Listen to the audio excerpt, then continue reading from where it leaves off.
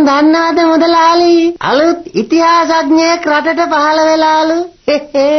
ඒ මිනිස්සයා ඉතිහාසයේ වැරදි තැන් නිවැරදි කර කර දේශන පවත්වනවලු. හැබැයිට කවුද බං ඔය කියන ඉතිහාසඥයා? මීට ඉස්සර පස්දුන් කෝරළේ ගැන අලුත් මතයක් පළ කළෙත් ඔය මිනිස්සයාමලු. හැබැයිට ඔය තොප්පිගල කියන්නේ ගල් ගොඩක් විතරයි කියලා හොයාගෙන තියෙන්නේ ඔය මිනිස්සයාම තමයියෝ. බලන් ගියාම ඒ මිනිස්සයා ඉතිහාසය ගැන විතරක් නෙවෙයි ගල් ගැනත් විශාරදෙක්නේ. තොප්පිගල ගල් ගොඩක් කියලා මෙතුවක්කල් කිසි කෙනෙක් දැනන් හිටියේ නෑනේ බං. ඒකනේ මුදලාලි කියන්නේ. මොනවා වුණත් ඉතිහාසය ගැන අලුත් මත පළවෙන එක හොඳයි. වැරදි මත පතුරන කොටයි නිවැරදි මතේ එළියට එන්නේ. ඕන ඒකනම් හැබෑම මුදලාලි. මේ බබානිසෝ මුදලාලි අපිත් යමුද බං ඔය කියන ඉතිහාසඥයාගේ දේශනයක් අහන්න. මරේ මරු අදහස. යන්. Hi Buljans. Hi Sofiakke. Buljans බලන්න හා ඌවෙනුත් චව්වට හුවනේ. ඒක නේන්න. මං හිතුවේ හා අර අඹුඩේ ගහගෙන හනුමන් කෝවිලේ කරපු පූජාවෙන් පස්සේ සේරම හරියයි කියලා. කෝ තිබ්බටත් වඩා කේස් වෙලානේ නැද්ද? ඒකනේ කොහොමද සොෆියාගේ ඡන්දෙ දිනන්නේ? නායකයා දක්ෂයෝ කපලා තමන්ගේ කොල්ලන්ට විතරක් තැන දෙනවා. පක්ෂයේ සමාජිකයෝ නායකයාවක් ගණන් ගන්නෙ නෑ. ඒකත් ඇත්ත තමා. අනේ හැබැයිටම මෙහෙමත් නායකේ. දැන් බලන්න සොෆියාගේ දකුණේ ඡන්දේ එනවා. ඡන්දේ එනවත් එක්කම දකුණු පළාතේ හිටපු චව්වගේ විපක්ෂ සංවිධායකයා චින්තක මහත්තයා ළඟට ගියා. කාගේ වරදින්ද? චව් මහත්තයාගේ වරදින්. උන්න ඒ දිගටම සංවිධායකතුමාට නොහෙ කෙනෙහිලිකම් කළා. සංවිධායකතුමා චව්වගේ කට්ටියට පුටු වලිනුත් ගහලා අනිත් පැත්තට ගියේ. මේ ගස් ගොබිලා කවදාවත් හැදෙන මිනිස්සෙක් නන් නෙවෙයි. මිනිහට ඕනේ පෙරදි ඉන්නමයි. නැද්ද? ඔව් ඉතින් විපක්ෂ නායක පුටුවේ ඉන්න එකත් පුදුම සැපක් තමයි. මොකෝ රටේ ප්‍රශ්න ජනතා ප්‍රශ්න විසඳන්න ඕනේ කියලා. පක්ෂේ ප්‍රශ්න විසඳන්න බැරි මිනිහා රටේ ප්‍රශ්න කොහොම විසඳන්නද? ඒ මැදවට මේ මිනිස්සයාට එකතු වෙන්නේ අර මංගියා වගේ මුට්ටිකාර අපතයෝනේ. නැද්ද?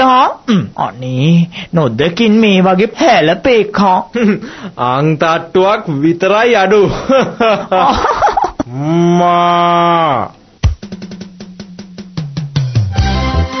Hi Buljans.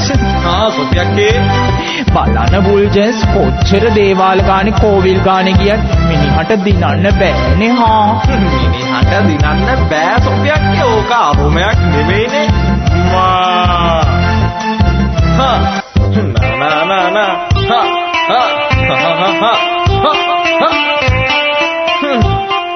චින්තක පාඩුවේ ඌවේ චව්වා පැරද්දුවා දකුණේ ඡන්දේ ලං වෙනකොට ජස්ටින් ලත් මාරුණා. රීඩ් වීදියේ චව්වා ඉන්න හැටි මතක් වුණා. විපක්ෂයේ උඹ හිටපන් හැමදාම චව් මසිනා. කියන්න දෙයක් නෑ සොෆියාගේ. විපක්ෂයේව තමයි. කොහෙද හැමදාම පච කෙලකෙල ඉන්නවා මිස අපි වගේ සෝබෝන් ගිහිල්ලත් නැහැනේ ඔය මිනිහා.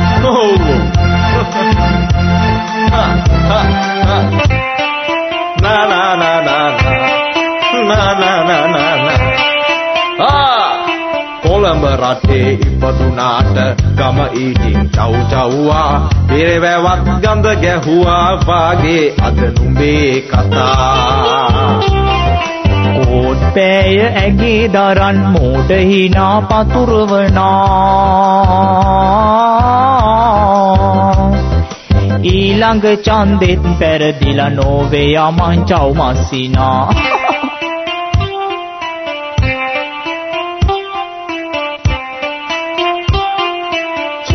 එක පාඩුවේ ඌවේ චව් චව්වා පැරද්දුවා දකුණේ ඡන්දේ ලං වෙනකොට ජස්ටින් ලත් මාරුණා රීඩ් වීදියේ චව්වා ඉන්න හැටි මතක් වුණා විපක්ෂයේ උඹ හිටපන් හැමදාම චව් මස්සිනා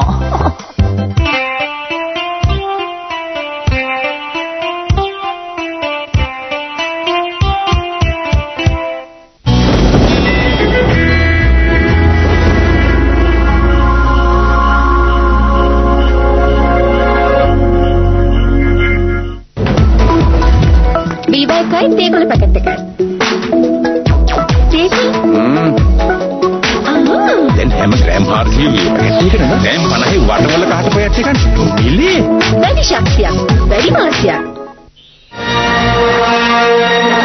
අතිගරු ජනාධිපති මහින්ද රාජපක්ෂ මැතිතුමා සහභාගී වන විජයග්‍රාහී ජන රැලි ඔක්තෝබර් මාස 4 වෙනිදා සවස් 2ට ගාල්ල සමනල ක්‍රීඩාංගණයේදී ඔක්තෝබර් මාස 7 වෙනිදා සවස් 2ට සූරියවැව මුවන් පැලස්ස ක්‍රීඩාංගණයේදී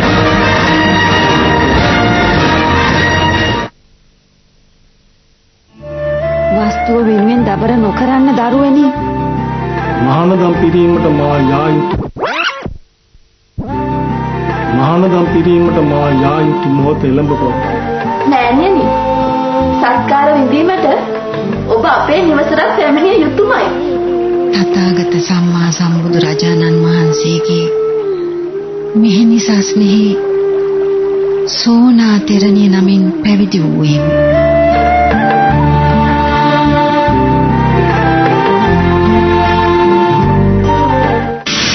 විමුක්තිය ලද ස්ත්‍රීන්ගේ ජීවිතාලෝකනය තෙරණි ගීතය ඔබ වෙත ගෙනීමේ